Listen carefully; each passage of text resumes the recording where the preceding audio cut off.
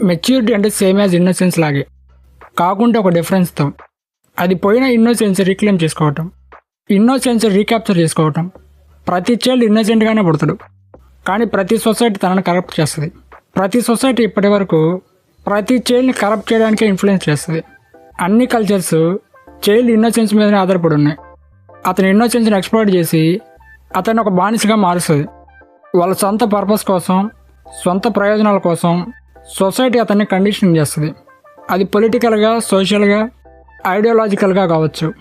వాళ్ళ ఎఫర్ట్స్ మొత్తం చైల్డ్ని కొన్ని పర్పస్లకి ఎలా రిక్రూట్ చేసుకొని స్లేవ్గా మార్చాలి అనేది.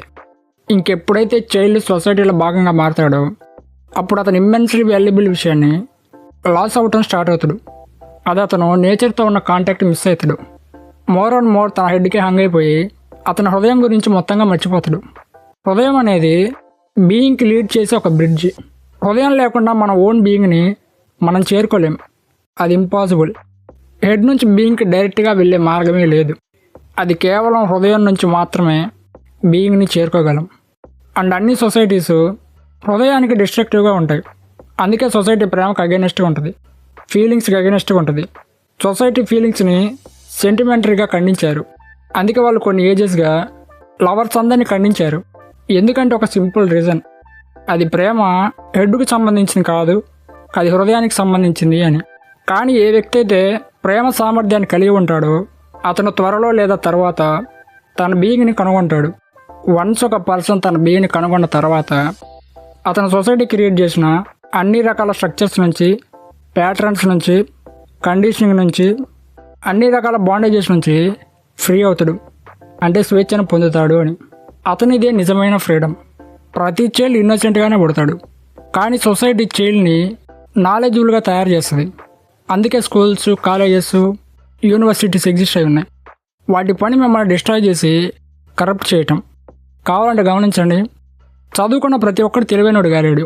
ఈ కాలేజెస్ ఎలా అంటే మనిషి బుర్రలో మెమరీ పెంచుతుంది కానీ తెలివిని పెంచడం లేదు. Every one is here graduated but not educated. Okay, main మ్యాటర్లోకి వస్తే, మెచ్యూరిటీ అంటే ఈ సొసైటీ ద్వారా కోల్పోయిన ఇన్నోసెన్స్ని తిరిగి మళ్ళీ గెయిన్ చేసుకోవటం. మీరు కోల్పోయిన ప్యారడైజ్ని తిరిగి రీక్లెయిమ్ చేసుకోవటం, అంటే మళ్ళీ చైల్డ్గా మారటం. అఫ్కోర్స్ అందులో డిఫరెన్స్ ఉంది. మామూలుగా చైల్డ్ని కరప్ట్ చేస్తారు, కానీ మీరు మీ చైల్డ్హుడ్ని రీక్లెయిమ్ చేసుకుంటే ఇన్కరప్టెడ్ అవుతారు.